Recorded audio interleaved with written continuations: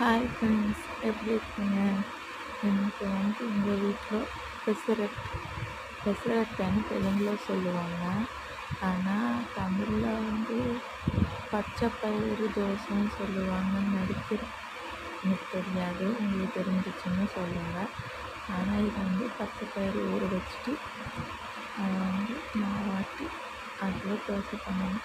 அதில் ஜீரகம், வெங்காயம் இதெல்லாம் போட்டு சாப்பிட்னா நல்லாயிருக்கும். ஆனால் ஜீரகம் இல்லை, அதை மட்டும் மிக்ஸ் பண்ணிட்டு நான் தோசை போட்டு சாப்பிட்டேன். எங்கள் வீட்டில் இருக்கிற எல்லோரும் சாப்பிட்டாங்க.